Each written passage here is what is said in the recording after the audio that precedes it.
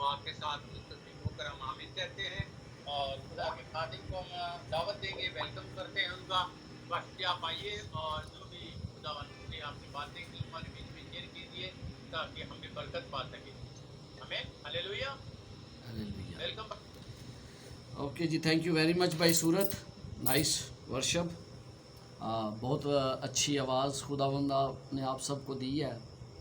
اور جب آپ لوگ گا رہے تھے تو مجھے رشک آتا ہے، کیونکہ میں اتنا اچھا گا نہیں سکتا ہوں. میں لوگوں کے ساتھ تو گا سکتا ہوں، لیکن بھائی مائیکل جیسی آواز مجھے نہیں ملی ہے.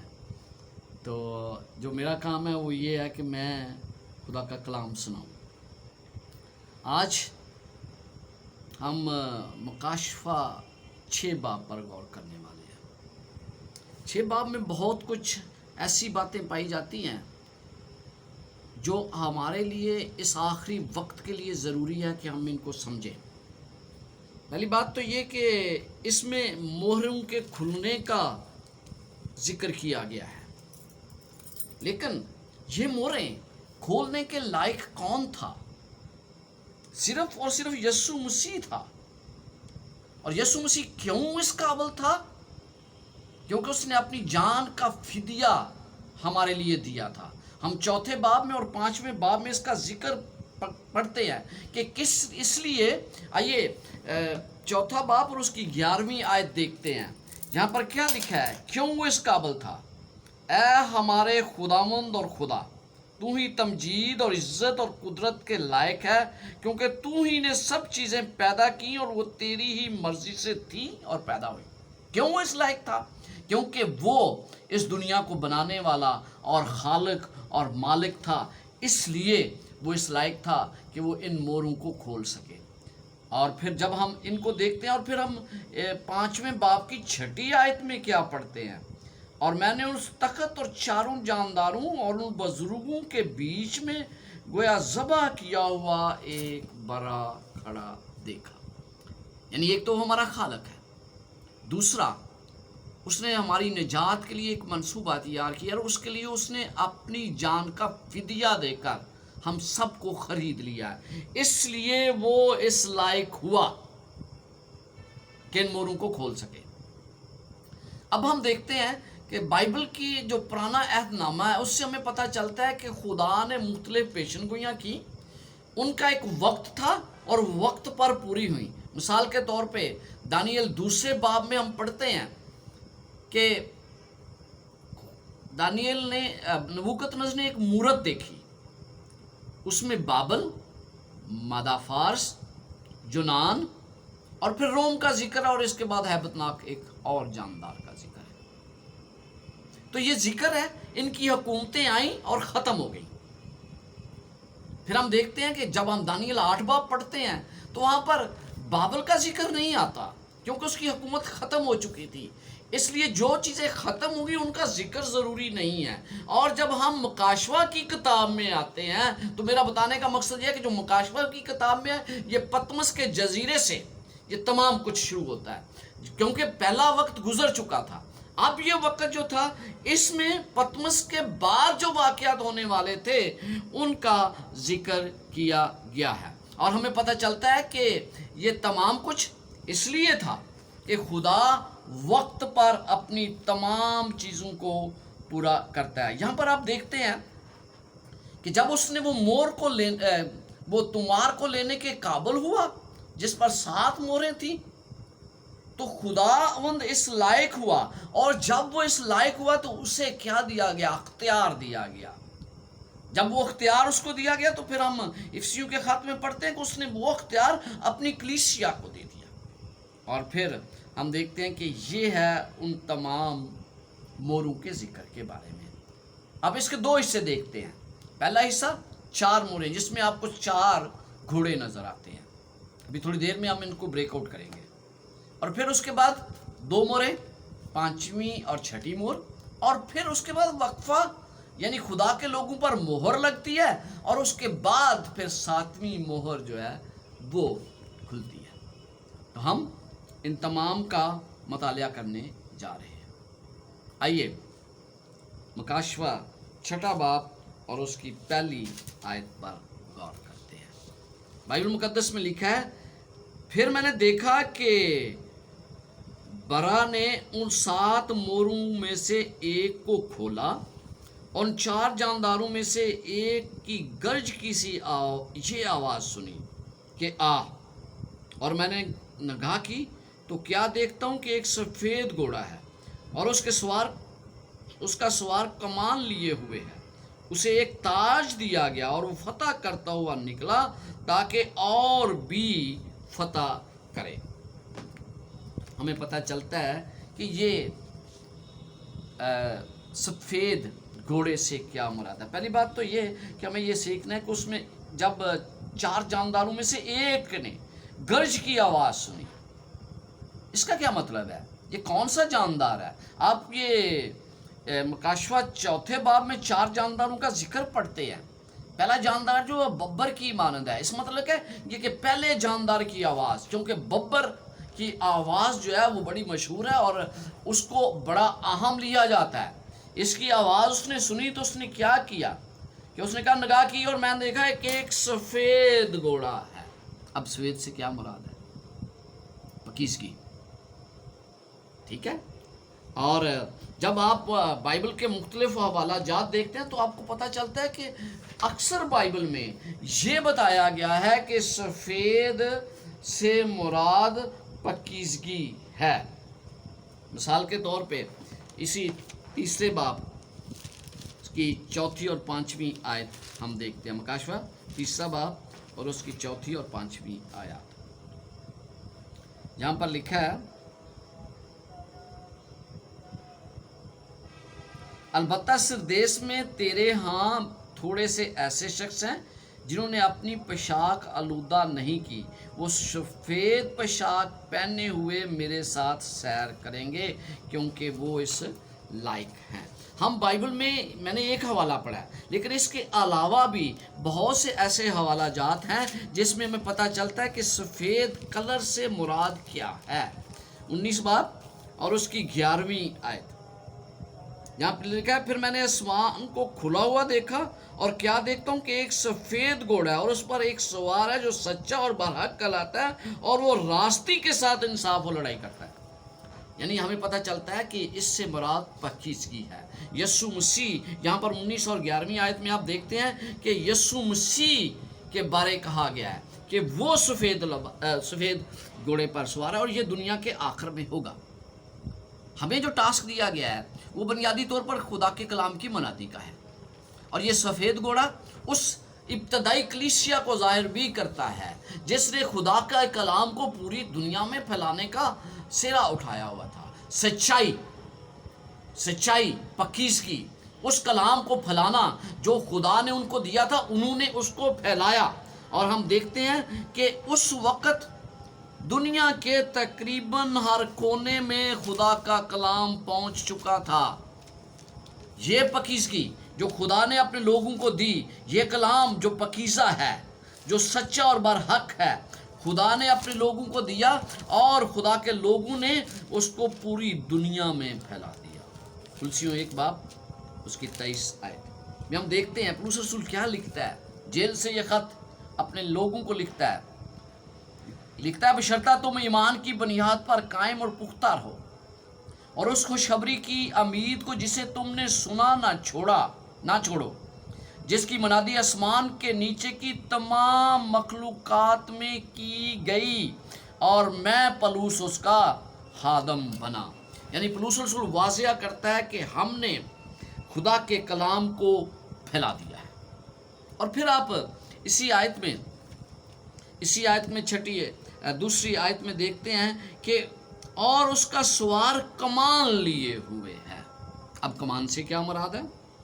और जब हम कमान के बारे में पढ़ते हैं तो ये एक खुदा के दुश्मनों के खिलाफ इस्तेमाल होती है। खुदा के दुश्मन जो है ये उनके खिलाफ इस्तेमाल होती है और हम देखते हैं कि ये रूह की वो तलवार है जो खुदा के लोगों ने इस्तेमाल की, कलाम को इस्तेमाल किया। यानी कि जो यहाँ पर कमान आपको नज़र आ रही है वो खुदा के दुश्मनों के लिए है। आइए यिर्मयाह 49 बाब اس کی 35 آیت دیکھتے ہیں، یرمیہ 49 باب اور اس کی 35 آیت۔ یہاں پر ہمیں بتایا جاتا ہے کہ یہ کمان جو ہے یہ کیا ہے۔ 49 اس کی 35 آیت کہ رب الفا یوں فرماتا ہے کہ دیکھ میں علیم کے کمان ان کی بڑی توانائی کو توڑ ڈالوں گا، یعنی خدا کے دشمنوں کی یہ کمان۔ جب ہم کمان کو دیکھتے ہیں تو اس سے خدا کے دشمن مراد ہیں۔ 51 باب اور اس کی 3 آیت میں بھی کچھ یوں ہی لکھا ہے، یرمیہ 51 باب اور اس کی 3 آیت، اور اس کے کمانداروں اور زرد پوشوں پر تیر اندازی کرو، تم اس کے جوانوں پر رحم نہ کرو، اس کے تمام لشکرگاہوں کو ہلاک کرو۔ یعنی آپ اس کے علاوہ بھی حزقیل 39 باب اور اس کی 3 آیت میں بھی یہی پڑھتے ہیں کہ خدا نے کس طرح اس کمان کو خدا کے دشمنوں کے لیے استعمال کیا گیا ہے۔ 39 باب، حزقیل 39 باب اور اس کی 3 آیت لکھا ہے، اور تیری کمان تیرے بائیں ہاتھ سے چھڑا دوں گا، اور تیرے تیر تیرے دائنے ہاتھ سے گرا دوں گا۔ یہ مصریوں کو خدا پیغام دے رہا ہے، یعنی مجھے یہ پتہ چلتا ہے کہ یہ کمان حقیقت میں خدا کے دشمنوں کے لیے استعمال کی گئی ہے، اور یہاں پر یہ سوار جو ہے یہ کمان لیے ہوئے ہیں، کمان، اور پھر تاج کا ذکر بھی کیا گیا ہے۔ تاج یہ فتح کا تاج ہے، اور میں اس کی زیادہ ڈیٹیل نہیں بتاؤں گا کیونکہ ہمارے پاس وقت کم ہے۔ اگر آپ پڑھنا چاہتے ہیں تو یہ جو سوار کون ہے تو آپ کو زبور 43 اس کی 3 سے 5 آیات اور 45 باب اور اس کی 3 سے 5 آیات کا پتہ چلے گا۔ آپ اس کو پڑھیں گے، اور یسوع مسیح کے متعلق یہ پیشن گوئی ہے جو یہاں پر پوری ہوتی ہے کہ کس طرح یہ سوار جو ہے وہ فتح کرتا ہے۔ تو انجیل کے پیغام سے دنیا کو فتح کیا جا رہا ہے، اور یہاں پر یہ ان لوگوں کو ظاہر کرتی ہے جو حقیقت میں خدا کے لوگ ہیں۔ سفید گھوڑا پکیزگی، خدا کی پکیزگی ان کے ساتھ ہے، خدا کا کلام ان کے ساتھ ہے، اور وہ ان خدا کے دشمنوں کے خلاف خدا کی نمائندگی کر رہے ہیں، خدا کے پیغام کو سنا رہے ہیں، اور پھر وہ فتح مند ہوتے ہیں۔ آپ کو پتہ ہے یہ تاج جس کا ذکر ہم بار بار مکاشفہ کی کتاب میں پڑھتے ہیں، یہ فتح مندی کا تاج ہے، یہ بادشاہ کا تاج نہیں ہے۔ تو یہ پہلی 2 آیات تھی۔ اب 3 آیت کی طرف آتے ہیں، اور یہاں پر لکھا ہے، اور جب اس نے دوسری مہر کھولی تو میں نے دوسرے جاندار کو یہ کہتے سنا کہ آ۔ اب دوسرا جاندار کیا ہے؟ آپ کو دوبارہ مکاشفہ 4 باب کی یہ 7ویں آیت کو دیکھنا پڑے گا۔ دوسرا جان لگا بچھڑے کی مانند ہے، اور دوسرے جان کو یہ کہتے سنا، پھر ایک اور گھوڑا نکلا جس کا رنگ لال تھا، اس کے سوار کو یہ اختیار دیا گیا کہ زمین پر سے صلح اٹھا لے تاکہ لوگ ایک دوسرے کو قتل کریں، اور اسے ایک بڑی تلوار دی گئی۔ اب ریڈ ہارس، لال گھوڑا، اس سے کیا مراد ہے؟ لال، جب آپ لال کو دیکھتے ہیں، رنگ لال جو ہے یہ خون کو ظاہر کرتا ہے، یہ خون کا رنگ لال ہوتا ہے، اور ہم دیکھتے ہیں کہ خدا کے خلاف جو لوگ گناہ کرتے ہیں ان کو گناہوں کو بھی خون سے تشبیہ دی گئی ہے۔ جب ہم یسایہ کی کتاب پڑھتے ہیں تو ہمیں پتہ چلتا ہے کہ اس نے بڑا واضح طور پر بتا دیا کہ اس سے مراد کیا ہے۔ یسایہ 1 باب اور اس کی 18ویں آیت، یسایہ 1 باب اور اس کی 18ویں آیت میں لکھا ہے، جب خداوند فرماتا ہے کہ آؤ ہم باہم حجت کریں، اگرچہ تمہارے گناہ کرمزی ہوں اور وہ برف کی مانند سفید ہو جائیں، اور ہر چند وہ رغوانی ہوں تو بھی اون کی مانند اجلے ہوں گے۔ یعنی یہاں پر ریڈ کلر کو، لال رنگ کو ارغوانی یا کرمسی رنگ سے تشبیہ دی گئی ہے، اور وہ ان کو گناہ انسان کے جو گناہ ہے اس سے بھی تشبیہ دی گئی ہے. اور اگر آپ 15 آیت سے شروع کریں تو آپ کو بالکل پتہ چل جاتا ہے کہ یہ کیا خداوند کہہ رہا ہے. تو پھر لال رنگ جو یقیناً اس خون کو ظاہر کرتا ہے جو اس عرصے میں بہایا گیا. جب ہم دیکھتے ہیں کہ اس کا عرصہ کیا تھا تو یہ عرصہ 100 عیسوی سے لے کے 313 اے ڈی تک اتنا خون بہایا گیا کلیسیاؤں کا, خدا کے لوگوں کا, کہ اس کی حد کوئی حد نہیں تھی. سمرنا کی کلیسیا یہ اس وقت کا عرصہ ہے جب خدا کے لوگوں کو آزار ثانی میں مبتلا کیا گیا اور یہ رومی حکومت کے ذریعے تمام کچھ سر انجام دیا گیا. یہاں پر وہ لوگوں کو کس طرح سزا دیتے تھے. مثال کے طور پہ رومیوں کی سزا دینے کا طریقہ انہوں نے اسوریوں سے سیکھا تھا. اسوری جو ہے وہ دنیا کی سب سے ہیبتناک قوم تھی. ایک مسیح کو 2 گھوڑوں کے درمیان باندھ دیا جاتا تھا اور گھوڑوں کو مخالف سمت میں چلایا جاتا تھا. آپ کو پتہ چل رہا ہے کہ یہ اظہار ثانی کتنی بڑی اظہار ثانی تھی جو خدا کے لوگوں کو دی گئی. پھر بہت سے مسیحیوں کو قتل کیا گیا اس عرصے کے دوران.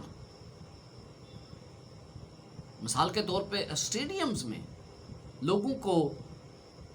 مسیح لوگوں کو لے جایا جاتا اور درندے ان پر چھوڑ دیے جاتے اور لوگ تماشا دیکھتے. یہ مسیحیوں کا حال تھا. ایک بہت بڑے خدا کے منادی کرنے والے نے جس نے خدا کی گواہی دی وہ لکھتا ہے the blood of the saints is the seal of gospel. جو برگزیدوں کا خون ہے وہ انجیل کی خوشخبری کی مہر ہے. آج جب ہم دیکھتے ہیں کہ کلیسیا ترقی نہیں کر رہی, آج ہم سب لوگ اس بات پریشان ہیں. میں اکثر اپنی کلیسیا کے لیے دعا کرتا ہوں کہ خداوند تو روح القدس دے. روح القدس کس طرح دے؟ جس طرح پینتیکوست کے وقت دی. لیکن ہم پینتیکوست کے وقت کیا تھا؟ لوگ یکجا تھے, یک دل ہو کر دعا کر رہے تھے. اور میں آپ کو یہ بتا دوں کہ خدا آخری وقت میں وہ پہلی بارش تھی, فصل کی پہلی بارش, لیکن ہم دیکھتے ہیں کہ آخری بارش کے وقت بھی وہی کچھ ہوگا. آخری بارش کے وقت بھی وہی کچھ ہوگا جو پہلی بارش کے وقت تھا. جس طرح خدا نے پہلی بارش کے وقت روح القدس دیا, ان کی حرکات کیا تھی, وہ کیا کر رہے تھے, مجھے اور آپ کو پتہ ہے. اختلافات بلا دیے, یکجا ہو گئے اور پھر خدا کا روح القدس نازل ہوا. میرے عزیزوں, آج خدا روح القدس دینا چاہتا ہے اسی قوت کے ساتھ جو پہلی بارش کے وقت دیا. روح القدس کی بارش ہوئی. ہم دیکھتے ہیں کہ شاگردوں نے پوری دنیا میں خدا کے کلام کو پھیلا دیا. اگرچہ ان کی مخالفت کی گئی, انہیں آزار ثانی دی گئی, انہیں مارا گیا, انہیں درندوں کے سامنے پھینکا گیا, اس کے باوجود خدا کا کلام اس وقت کی پوری دنیا میں پھیل چکا تھا. اور آج کیوں نہیں پھیل رہا؟ اس کی وجہ یہ ہے کہ آزار ثانی شاید ہم برداشت نہیں کر سکتے. کمپرومائزنگ, سمجھوتا کر لیتے ہیں. جب ہم سمجھوتا کر لیتے ہیں تو پھر اس کا کوئی حل نہیں نکلتا. تو خدا کا کلام جو ہے وہ پیچھے چھوڑ دیا جاتا ہے. لکھا کہ صلح کو اٹھا لے. خداوند یسوع مسیح یہاں صلح کروانے آئے تھے. امن, سلامتی خداوند چاہتا تھا. لیکن ہم دیکھتے ہیں کہ لکھا کہ قتل کرے. میں آیت کو دیکھنا چاہتا ہوں. لکھا ہے پھر ایک اور گھوڑا نکلا, لال رنگ تھا, اور اس کو یہ اختیار دیا کہ زمین پر سے صلح اٹھا لے تاکہ لوگ ایک دوسرے کو قتل کریں. اسے ایک تلوار دی گئی. آپ کو پتہ ہے واقعات بہت سے ہیں پرانے عہد نامے میں جس میں لوگوں نے ایک دوسرے کو قتل کر دیا. ایک تو واقعہ آپ کو یہ خروج 32 باب میں نظر آتا ہے جہاں خدا کے لوگوں نے, اسرائیلیوں نے دوسرے لوگوں کو قتل کیا اس لیے کہ انہوں نے بت پرستی کی طرف رجوع کر لیا تھا. خدا نے یہ حکم دیا کہ تم لوگ اپنے بھائیوں کو قتل کر دو اس لیے مجھے اور آپ کو کبھی بھی اس بات سے کبھی آر نہیں آنی چاہیے کہ یہ لوگ جو ہیں ایک دوسرے کو قتل کریں گے. اور آج آپ دیکھیں جب آپ نے مسیح کو قبول کر لیا ہے تو بہت سے لوگ آپ کے مخالف ہوں گے, یقیناً مخالف ہوں گے, اور جب وہ مخالف ہوں گے تو آپ پر بہت سے جرائم ثابت کرنے کی کوشش کریں گے. بہت سے لوگ آج والد ایک چرچ جا رہا ہے, بیوی کسی اور چرچ جاتی ہے, بیٹا کسی اور, بیٹی کسی اور چرچ میں. اختلافات کی حد ہو چکی ہے, اور ان اختلافات کو یہ اس دور میں کہا کیا ہے. عزیزوں, اس کا وقت تھا, پہلے گھوڑے کا وقت جو تھا وہ 31 اے ڈی سے لے کے 100 اے ڈی تک تھا. یہ دوسرے گھوڑا جو لال ہے جس نے قتل و غارت کی انتہا کر دی, اس کا دور حکومت 100 سے لے کے 313 اے ڈی تک تھا. کیونکہ ہم دیکھتے ہیں کہ یہ تمام کچھ اسی وقت ہوا. لوگوں نے خدا کے کلام کو پھیلایا لیکن اس کے باوجود ان کو قتل کیا گیا. تو یہ ہزار ثانی کا وقت تھا. لیکن اس کے بعد کیا ہے, اس کے بعد بڑا اہم ایک اور گھوڑا ہے اور اس کا رنگ کالا ہے. کلام مقدس 5ویں اور 6ٹھی آیت میں پڑھنے لگا ہوں. اور جب میں نے تیسری مہر کھولی تو میں نے تیسرے جاندار کو یہ کہتے سنا کہ آ. تیسرا جاندار کیا ہے؟ مکاشفہ 4 باب اور اس کی 7 آیت. تیسرا جاندار کا چہرہ انسان کا سا ہے. تو یہ اس کو اس سے تشبیہ دی گئی ہے کہ اور میں نے نگاہ کی تو کیا دیکھتا ہوں کہ ایک کالا گھوڑا ہے اور اس کے سوار کے ہاتھ میں ایک ترازو ہے. اور میں نے گویا ان چاروں جانداروں کے بیچ میں سے یہ آواز آتی سنی کہ گھیوں, دینار کے سیر بھر اور جو دینار کے 3 سیر, اور تیل اور مے کا نقصان نہ کر. بڑا اہم اور بڑی سمجھداری سے مجھے اور آپ کو اس کو سمجھنے کی ضرورت ہے. بلیک, کالا گھوڑا وائٹ کے اپوزٹ ہوتا ہے, سفید کے اپوزٹ ہوتا ہے. اس کا مطلب ہے اگر وہ پاکیزگی ہے تو یہ کیا ہے؟ یہ اندھیرا ہے, وہ روشنی ہے. یہ اندھیرا ہے. ایک ایسا دور جو تاریک دور تھا جس میں ہم دیکھتے ہیں کہ بہت سا خون بہایا گیا اور اس کے بعد چرچ نے کمپرومائز کر لیا. چرچ نے کمپرومائز کیا. کانسٹنٹائن جو تھا اس نے کیا کیا؟ اس نے تمام بت پرستی چرچ کے اندر لے آیا جو آج تک کلیسیوں کے اندر رائج ہے. کانسٹنٹائن جب بادشاہ بنا تو اس نے سکھایا کہ بھئی کس طرح خدا کے احکامات کے برعکس لوگ چلتے ہیں, خدا کے احکام کے برعکس لوگ چلتے ہیں, کس طرح یہ خدا کے احکامات کو نہیں مانتے. اور اس نے ایک سکہ ایجاد کیا. ایک طرف کراس کا نشان تھا, دوسری طرف بت پرستی کا نشان تھا جو اس کے ملک میں استعمال ہوتا تھا, اس کی ریا استعمال کرتی تھی. خدا کے لوگ اور دوسرے لوگوں نے مل کر ایک اتحاد بنا لیا. کس لیے؟ کانسٹنٹائن کو اس کا یہ فائدہ ہوا کہ اس کی حکومت چلنے لگی.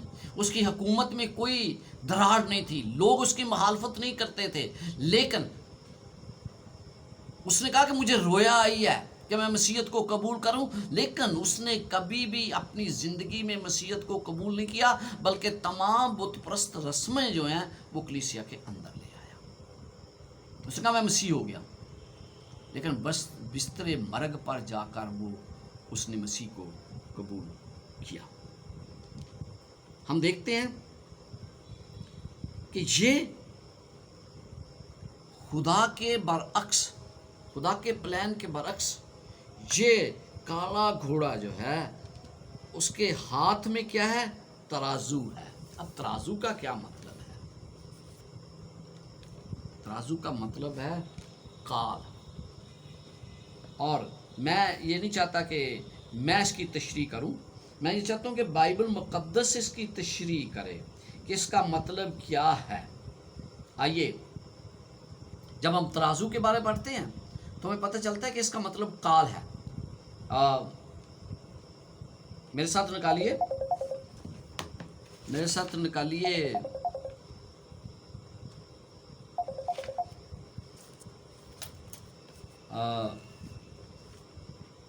अबार 26 बाब और उसकी 26 आयत।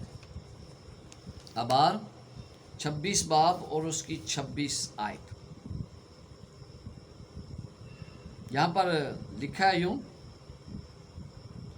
और जब मैं तुम्हारी रोटी का सिलसिला तोड़ दूंगा तो 10 औरतें एक ही तनूर में तुम्हारी रोटी पकाएंगी और तुम्हारी उन रोटियों को तोल तोल कर देती जाएंगी और तुम खाते जाओगे पर शेर ना होगे। तो क्या पता आपको चलता है?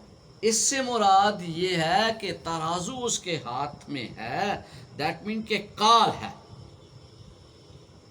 अब ये एक हवाला है, इसके अलावा भी इसकी ये 4 बाब और उसकी 16वीं आयत भी हम देखते हैं ताकि हमें कंफर्म हो कि भाई इसका मतलब हकीकत में क्या है। 4 बाब और उसकी 16वीं आयत। यहाँ पर यूं लिखा है, और उसने मुझे फरमाया कि ऐ आदमजाद, देख मैं यरूशलेम में रोटी का आसा तोड़ डालूंगा और वो रोटी तोल तोल कर फिक्रमंदी से खाएंगे और पानी नाप कर हैरत से पिएंगे। यहाँ पर आपको पता चलता है ना कि ये इस तराजू से मुराद यकीनन क्या है?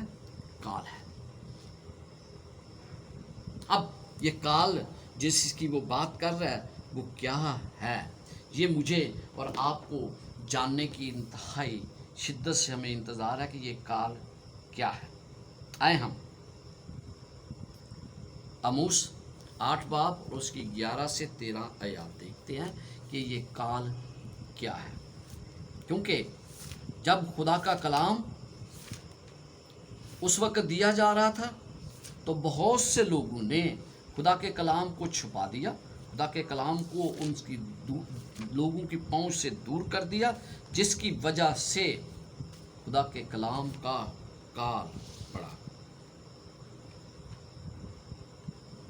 8 बाब, आमोस 8 बाब उसकी 11 से 13 आयत मैं पढ़ने लगा हूँ।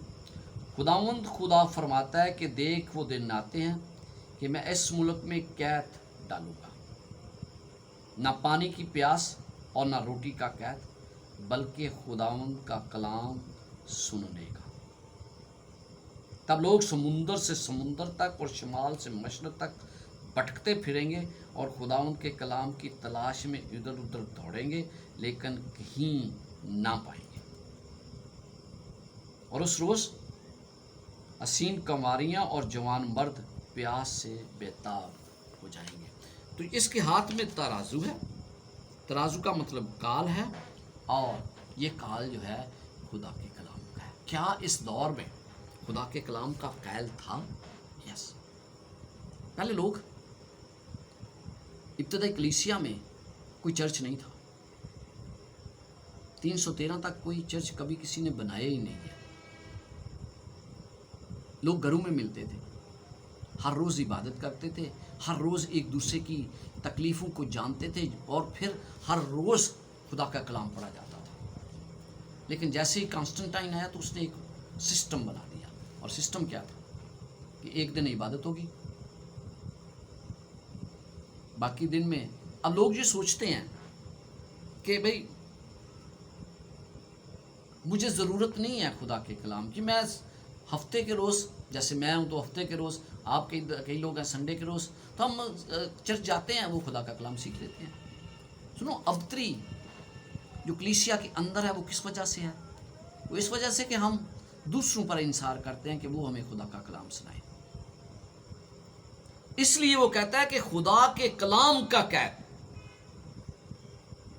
और ये खुदा के कलाम का कैद जो है ना, ये उस वक्त पड़ा, अंधेरा दौर था, तरीक दौर था, जिसमें खुदा के कलाम को रोक लिया गया। लोगों ने चर्च के अंदर बुत परस्ती शुरू कर दी, और इसकी मिसाल आप देख सकते हैं पुराने अहदनामे में। आप देखें कि किस तरह बुतों को परस्तिश की गई।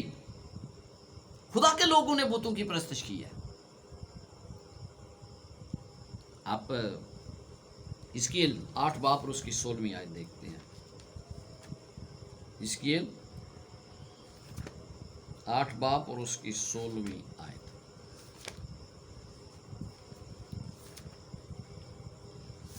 यहां पर बताया गया कि किस तरह खुदा के लोग जो हैं वो खुदा की बजाय किसी और की परस्तिश करते हैं। यहाँ पर मैं 15वीं आयत से पढ़ने लगा हूँ, हिजकिय्येल 8 बाब और उसकी 15वीं आयत से। तब उसने मुझे फरमाया, ऐ आदमजात, क्या तूने ये देखा है? तू अभी इससे भी बड़ी मकरूहात देखेगा। फिर मुझे खुदावंद के घर के अंदरूनी सेहन में ले गया, और क्या देखता हूँ कि खुदावंद की हैकल के दरवाजे पर आस्ताना और मज़बा के दरमियान तकरीबन 25 शख्स हैं, जिनकी पीठ खुदावंद की हैकल की तरफ है, और उनके मुंह मशरक की तरफ हैं, और मशरक का रुख करके आफ्ताब को सजदा कर रहे हैं। ये वो खुदा के लोग हैं जो बज़ाहिरा